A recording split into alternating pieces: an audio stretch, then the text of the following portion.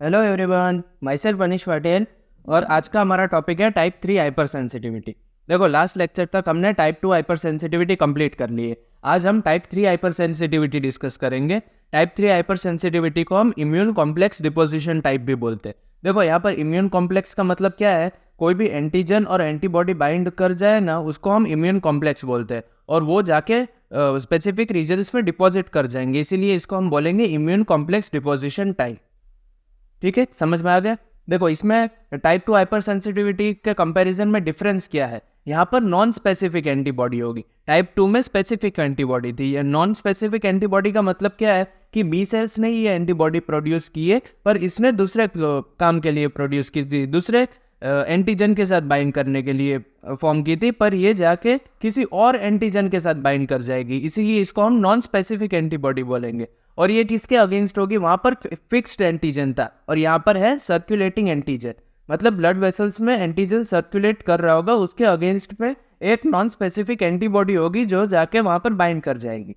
तो देखो, type 3 hyper sensitivity में क्या होता है? एक नॉन स्पेसिफिक एंटीबॉडी होती है, वो सर्कुलेटिंग एंटीजन के अगेंस्ट एक्ट करेगी। और इसमें 3 स्टेप्स देखने को मिलेंगे मेनली। यहाँ पर 3 टाइप नहीं है, टाइप 2 हाइपर सेंसिटिविटी के अलग से 3 टाइप थे, यहाँ पर 3 स्टेप है। स्टेप नंबर 1, इम्यून कॉम्प्लेक्स का फॉर्मेशन होगा। ठीक है, इसके नाम में ही आ जाएंगे सारे स्टेप, मैं आपको लास्ट में बता दूंगा। देखो, सबसे पहले इम्यून कॉम्प्लेक्स का फॉर्मेशन होगा। ये ब्लड वेसल्स है, इसमें एंटीजन सर्कुलेट कर रहे होंगे और एंटीजन कोई भी टाइप के हो सकते हैं, जैसे कि डीएनए, आरएनए, प्रोटीन या कोई भी इन्फेक्शन, कोई भी टाइप का एंटीजन हो सकता है, पर सर्कुलेटिंग होना उसका कंपलसरी है। और एंटीबॉडी है जो कि नॉन स्पेसिफिक है, वो फॉर्म किसी और चीज़ के लिए हुई थी, पर उसने यहाँ पर मॉलिक्यूलर मिमिक्री नाम का एक टॉपिक होता है, मतलब उसको थोड़ा बहुत यहाँ पर रिसेप्टर सेम टाइप का लगा एंटीजन, इसीलिए उसके साथ जाके बाइंड कर गए, इसीलिए इसको हम नॉन स्पेसिफिक एंटीबॉडी बोलते हैं। ठीक है, अब देखो, इम्यून कॉम्प्लेक्स का फॉर्म हो गया, अब ये डिपॉजिट होना स्टार्ट होगा और इसका डिपोजिशन कहाँ देखने को मिलेगा? हाई फिल्ट्रेशन प्रेशर वाले जोन्स में। और इसके लिए आपको 2 एग्जाम्पल याद रखने जरूरी है। हाई फिल्ट्रेशन प्रेशर कहाँ होगा? देखो, फिल्ट्रेशन कहाँ होता है? मेनली ग्लोमेरुलस में। ग्लोमेरुलस में हाई फिल्ट्रेशन प्रेशर होगा। और दूसरा साइनोवियम में, मतलब जॉइंट्स में हाई फिल्ट्रेशन प्रेशर होगा। ये 2 जगह ऐसी होगी जहाँ पर हमें देखने को मिलेगा हाई फिल्ट्रेशन प्रेशर जोन्स। अब यहाँ पर देखो, ये जो एंटीजन और एंटीबॉडी का कॉम्प्लेक्स फॉर्म हुआ है ना, मतलब इम्यून कॉम्प्लेक्स है ना, ये एंटीजन और एंटीबॉडी का ही कॉम्प्लेक्स है। ये सबसे पहले क्या करेगा? कॉम्प्लीमेंट्स को एक्टिवेट करेगा। ये मैंने आपको पहले भी बताया, जब भी एंटीजन और एंटीबॉडी का कॉम्प्लेक्स फॉर्म होगा, वो सबसे पहले जाके कॉम्प्लीमेंट्स को एक्टिवेट करेगा और कॉम्प्लीमेंट में C5a को एक्टिवेट करेगा, उसकी वजह से हमें न्यूट्रोफिल का इनफिल देखने को मिलेगा। ठीक है, अभी तक देखो, टाइप 3 हाइपर सेंसिटिविटी में क्या है? सर्कुलेटिंग इम्यून कॉम्प्लेक्स का फॉर्मेशन हो गया, मतलब एंटीजन और एंटीबॉडी कंबाइन कर गए और वो अब डिपॉजिट कहाँ होना स्टार्ट हो गए? जहाँ पर हाई फिल्ट्रेशन प्रेशर जोन है, और उसके लिए बेस्ट एग्जांपल है ग्लोमेरुलस और साइनोवियम में जाके ये डिपॉजिट हो जाएंगे।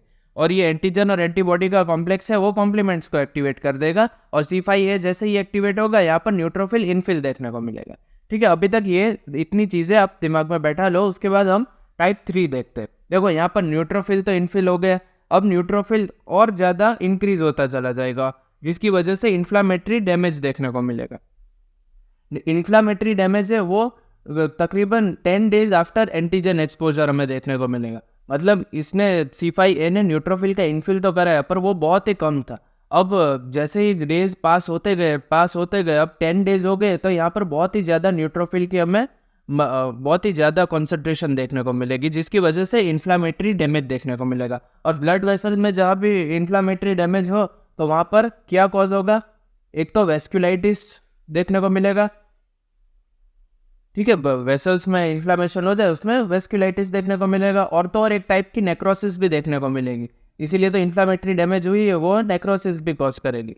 और यहाँ पर ब्लड वेसल्स में जो नेक्रोसिस होगी वो है फाइब्रिनॉइड नेक्रोसिस। देखो, फाइब्रिनॉइड नेक्रोसिस आपको न पता हो तो आप मेरा सबसे पहला चैप्टर था ना सेल इंजरी वाला, उसमें से पढ़ लेना। मैंने उसमें फाइब्रिनॉइड नेक्रोसिस का पूरा डिटेल में पढ़ा है। ठीक है, तो उसमें से पढ़ लेना, क्योंकि अभी यहाँ पर मैं सिर्फ उसका एप्लीकेशन वाला पार्ट पढ़ाऊंगा। ठीक है, देखो, अब सबसे पहले एक बार रिवाइज करते हैं। टाइप 3 हाइपर सेंसिटिविटी में सबसे पहले इम्यून कॉम्प्लेक्स का फॉर्मेशन हुआ, फिर इम्यून कॉम्प्लेक्स का डिपोजिशन हुआ high pressure filtration pressure zone में, और वो है ग्लोमेरुलस और साइनोवियम, जिसकी वजह से कॉम्प्लीमेंट्स एक्टिवेट हुए और न्यूट्रोफिल इनफिल हुआ। और इन्फ्लामेटरी डैमेज के लिए 10 डेज जितना टाइम लगेगा, और इन्फ्लामेटरी डैमेज होगा उसको हम वेस्कुलाइटिस और फाइब्रिनॉइड नेक्रोसिस भी हमें देखने को मिलेगा। ये इतना मैकेनिज्म था टाइप 3 हाइपर सेंसिटिविटी का। अब उसके एग्जाम्पल्स हमारे लिए याद रखना बहुत ही ज़रूरी है। देखो एग्जाम्पल से पहले इसके क्लिनिकल फीचर्स देख लो। देखो high filtration pressure zone glomerulus में है, तो इसके क्लिनिकल फीचर्स क्या हो सकते हैं? एक तो ग्लोमेरुलोनेफ्राइटिस हो सकता है, और साइनोवियम मतलब जॉइंट्स में आर्थराइटिस हो सकती है। ये इसके मेन क्लिनिकल फीचर्स हो सकते हैं। तो मतलब ग्लोमेरुलोनेफ्राइटिस का सारे के सारे टाइप के ग्लोमेरुलोनेफ्राइटिस है ना, वो टाइप 3 हाइपर सेंसिटिविटी कॉज करेगी, एक्सेप्ट गुड पास्चर सिंड्रोम, क्योंकि ये गुड पास्चर सिंड्रोम में ये टाइप 2 हाइपर सेंसिटिविटी कॉज कर रहा था, जो हमने लास्ट लेक्चर में देख ली थी।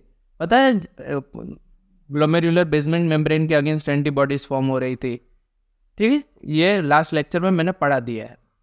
इसके अलावा देखो और एग्जांपल्स है, जैसे कि आर्थस रिएक्शन। आर्थस रिएक्शन है ना, लोकलाइज्ड रिएक्शन है। इसके बारे में और ज़्यादा डिटेल में जाने की ज़रूरत नहीं है, ये समझो ये लोकलाइज्ड रिएक्शन है, और इसका ही सिस्टमिक वर्जन है जिसे हम सीरम सिकनेस बोलते हैं। और ये सीरम सिकनेस है वो एक्यूट भी हो सकता है, क्रॉनिक भी हो सकता है, पर इतना इंपॉर्टेंट नहीं है। ये समझ लो आप कि आर्थस रिएक्शन है वो लोकलाइज्ड है, और उसी का सिस्टमिक वर्जन को हम सीरम सिकनेस बोलते हैं। इसके अलावा SLE मतलब सिस्टमिक ल्यूपस एरिथेमेटोसिस, ये हम इम्यून सिस्टम में नेक्स्ट अभी 2-3 लेक्चर के बाद और डिटेल में डिस्कस करेंगे। ये भी आपको ध्यान रखना है कि ये टाइप 3 हाइपर सेंसिटिविटी का एग्जाम्पल है। इसके अलावा पॉलीआर्थराइटिस नोडोसा, जिसे हम शॉर्ट में PAN बोलते हैं, ये भी इसका एग्जाम्पल है, और इसके ऊपर सबसे ज़्यादा MCQ आते हैं इस टॉपिक में से, टाइप 3 हाइपर सेंसिटिविटी में से। मतलब इसको आपको याद रखना ही है, इसको आप बोलना अफोर्ड नहीं कर सकते। और इसके अलावा टाइप 2 लेप्रा रिएक्शन।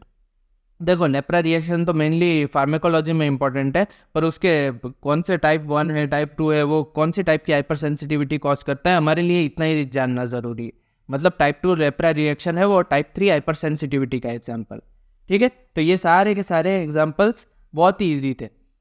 देखो सबसे पहले ग्लोमेरुलोनेफ्राइटिस है एक्सेप्ट गुड पास्चर सिंड्रोम, फिर आर्थस रिएक्शन जो कि लोकलाइज्ड रिएक्शन है, सीरम सिकनेस जो आर्थस रिएक्शन का सिस्टमिक वर्जन है, फिर सिस्टमिक लूपस एरिथेमेटोसिस जो कि हम आगे और डिस्कस करेंगे, पूरा डिटेल में डिस्कस करेंगे, फिर पैन और टाइप 2 लेप्रा रिएक्शन।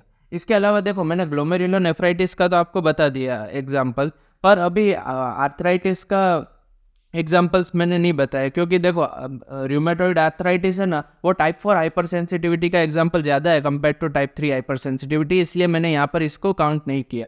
और रिएक्टिव आर्थराइटिस है वो इसमें ऐड हो सकता है, पर वो अभी आप याद ना रखो तो ही बेहतर है।